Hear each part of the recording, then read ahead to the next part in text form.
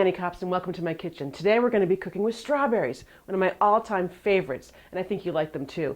We're going to be making a very simple strawberry preserve just with lemons, sugar, and strawberries. Now, when they're fresh and in season, you can slice them over ice cream, make strawberry shortcake, or even just over your morning yogurt, granola, and just some strawberries and call it a day.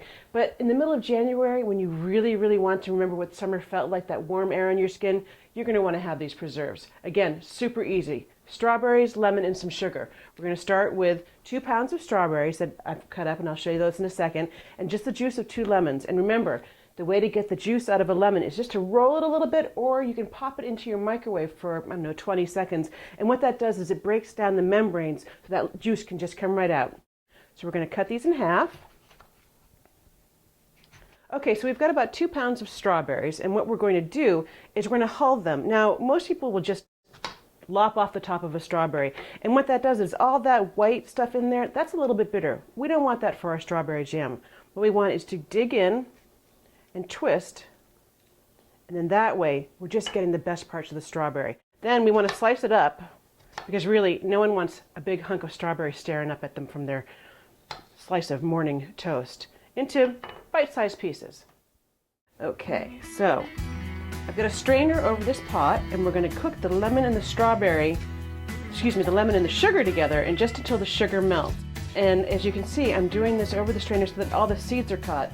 And another trick is to use the tongs if your hands aren't quite strong enough, and then give it a scrape over the side so you get all that juice. And now we're adding 4 cups of sugar over medium heat. We're going to stir that together and cook just until the sugar melts. As this cooks down, sometimes sugar crystals form on the side, and with a wet pastry brush, you just want to brush those down so that they don't burn.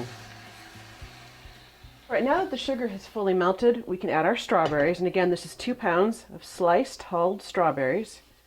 Into the pan they go. Get every last bit because you worked hard to get those sliced up. And stir and kind of mash them together. And this is going to cook until it reaches about 220 degrees. We're going to take a temperature on it and kind of boils together and thickens up nice.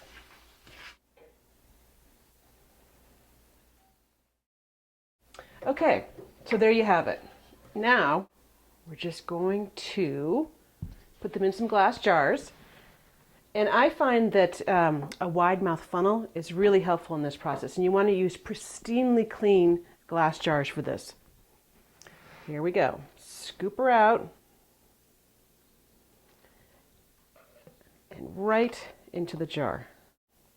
Now that'll settle a bit, but you want to leave about ½ inch of space on the top, which it doesn't look like it's in there, but really they will settle down a bit. Now you could seal these and let them cool and keep them in your refrigerator because you're going to gobble it right up. But if you want it to last for a really long time, you could seal these extremely tightly, put them in a 15-minute hot water, boiling hot water bath, and then let them cool. And then when the lids pop, you know you have a perfect seal, and you can have these on your shelf unrefrigerated for a year. Okay, we want to make sure that we have a good seal on them, and because these are hot jars and we want to make sure that everything's nice and tight, I have found that dishwashing gloves are a great way to seal it up tight without getting things dirty.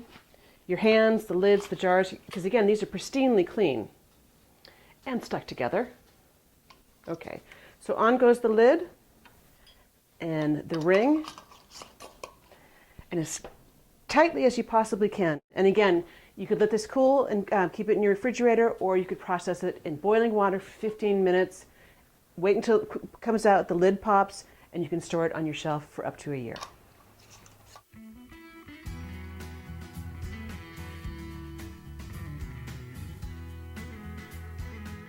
Preserving the summer bounty couldn't be easier.